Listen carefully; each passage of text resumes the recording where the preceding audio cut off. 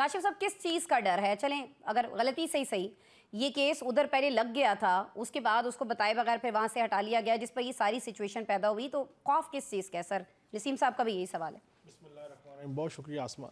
देखें, सबसे पहले तो एक चीज़ की मैं तस्हीह करना चाहता हूँ। खुद जो ख़त लिखा गया 3 जजेस साहबान की तरफ से चीफ जस्टिस ऑफ पाकिस्तान को, उसमें यह तस्लीम किया गया कि जस्टिस मंसूर अली शाह साहब को प्रैक्टिस एंड प्रोसीजर की कमेटी में बुलाया गया। उन्होंने कहा कि चूंकि वो एक जुडिशल ऑर्डर पास कर चुके हैं, एक बेंच ऑर्डर पास कर चुका है, लिहाजा उनका व्यू पॉइंट आ गया, लिहाजा वो प्रैक्टिस एंड प्रोसीजर की कमेटी में नहीं आना चाहते। सवाल ये नहीं है, बात ये है कि एक बेंच है, उस बेंच ने एक ऑर्डर पास किया, उस ऑर्डर की कंप्लायंस सुप्रीम कोर्ट ने नहीं की।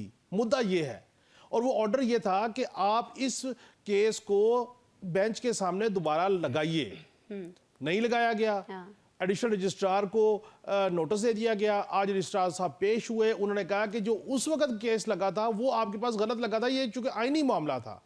अच्छा, अब प्रैक्टिस एंड प्रोसीजर का जो मामला था उसमें तो मंसूर अली शाह साहब खुद कह रहे हैं कि मुझे बुलाया गया था, लेकिन मैं अपना मौक़िफ़ दे चुका। मेरा सवाल एक है कि देखिए 26वीं आईनी तरमीम हो गई। 26वीं आईनी तरमीम समेत जो भी आईनी मामलात है वो पार्लिमान ने किए हैं। पार्लिमान ने उसके ऊपर एक वर्डिक्ट दे दिया, उसके तनाजुर में चीफ जस्टिस याहिया अफरीदी साहब चीफ जस्टिस बने, उसके तनाजुर में आईनी बेंच बना, उसके तनाजुर में सारा काम हो रहा है। अब अगर आपको इस तमाम सूरत हाल पे एतराज है तो उस एतराज को अंडू करने का एक ही तरीकाकार है कि आप पार्लिमान से एक और आईनी तरमीम करवाइए और 26वीं आईनी तरमीम को वापस कर दीजिए।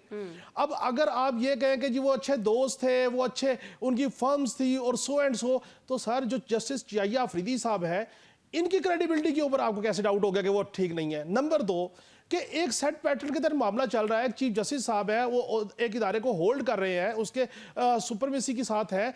अगर वो जाके को कार पार्किंग को देखते हैं, किसी और को देखते हैं, तो इस पर किस चीज़ का एतराज़ है? अच्छा, अब आपको एतराज़ ये होना चाहिए कि जी इस बेंच का मामला क्यों गया।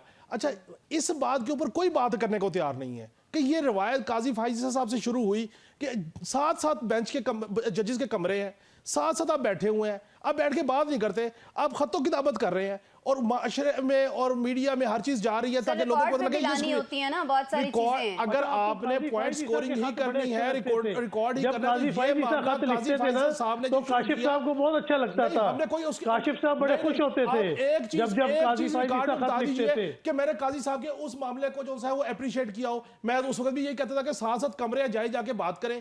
मैं क्यों काजी साहब को अप्रिशिएट करूंगा भाई? कर ले, अगर खत मैं कह रहा हूं अभी भी करनी चाहिए, ऑन रिकॉर्ड आ जाता है। अगर आपने सुप्रीम जुडिशरी को दीवार के ऊपर खड़े होकर तरीके से तमाशा बनाना है, जब आईनी मामला बात करनी है तो करते रहिए, तो उसके ऊपर क्योंकि कोई भी बंदा आइन से बाहर नहीं जाएगा। ठीक है, कोई भी बंदा आइन से बाहर नहीं जाएगा। आजादी का तकाबुली जायजा आप पुलिस से ना कीजिए। काश आप मकबूजा कश्मीर, गजा और शाम के लोगों से करें, फिर आपको पता लगेगा आजादी है क्या। एक बात। दूसरी बात, जी यहाँ भी वही सूरत-ए-हाल है। जी यहाँ पे वो सूरत-ए-हाल नहीं है सर, यहाँ पे वो सूरत-ए-हाल नहीं। जो आपका दिल करता है आप बैठ के बोलते हैं, जो आपका दिल करता है आप करते हैं। और कौन सी आजादी हो? आप वो आजादी चाहते हैं जो फवाद चौधरी साहब लेना चाह रहे थे, आप वो आजादी चाहते हैं कि जिसमें पार्टी बननी चाह रही थी।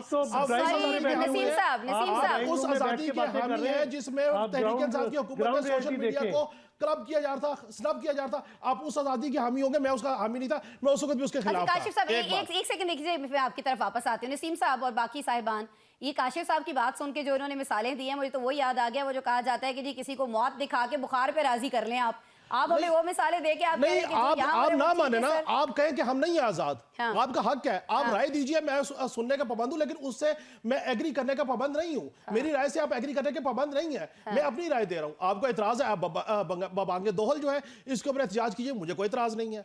दूसरी बात, जो बात मेरे भाई नसीम सिद्दीकी साहब ने की कि एक शख्स के पास अथॉरिटी है जब तक उसके पास बात नहीं होगी, तो सर तहरीक इंसाफ के अंदर किसके पास अथॉरिटी है? इमरान खान साहब के पास है ना जी, नवाज शरीफ साहब के पास नून लीग में है, उनका भी नाम नवाज शरीफ साहब के पास। मैं तो कह रहा हूं ना, आपने कहा ना एक शख्स, आपने कहा ना आर्मी चीफ साहब का, तो मैं तो कह रहा हूं ना हजूर के तहरीक इंसाफ में इमरान खान, नून लीग में नवाज शरीफ, पीपल्स पार्टी में बिलावल भुट्टो या जरदारी साहब। तो सर इस पॉलिटिकल कल्चर में ये जो कॉर्पोरेट कंपनीज है इसके अंदर भी आमरीत ही है। आप ये ना कहें कि यहाँ जमहूरियत है। यहाँ पे सियासी जमातें जमहूरियत में चल रही हैं, यहाँ पे भी आमरियत हम है। तो ये और टॉपिक आमरियत डिस्कस नहीं कर जो रहे है वो आप चाहती तो है कि हमें आप सवाल हमारी चना मंशा जवाब निशाएं गंदम पे आ दें और गए। ले आइए। आप सवाल आप चना बात जवाब ये कर रहे गंदम पे हैं, आ गए भाई, ये आप बात ये तो बात कोई नहीं आप रही। ये बात क्यों नहीं करते कि आप तहरीक इंसाफ के चेयरमैन पहले कहते हैं मुलाकात हुई, फिर कहते हैं ओहो गलती हो गई, नहीं हुई, फिर कह रहे हैं हाँ मुलाकात हुई लेकिन सिक्योरिटी पे हुई। मैंने इसी शो में 2 दफा कहा था कि भाई ये मुलाकात हुई है, ये अब नहीं मान रहे, 2 दिन बाद मान जाएंगे, फिर उन्होंने मान गए। तो आप आवाम को बेवकूफ क्यों बना रहे हैं? आप कहिए कि भाई हम कोशिश कर रहे हैं, हम रास्ता ढूंढ रहे हैं, हम तरला मार रहे हैं कि हमारी किस तरीके से एस्टेब्लिशमेंट से रसाई हो जाए, मुलाकात हो जाए, डील हो जाए, और डील ठीक हो है ना जाए। सर, आवाम को क्यों हो करवा गई। रहे हैं? अब जा आवाम को क्यों भाई, करवाया इन्होंने?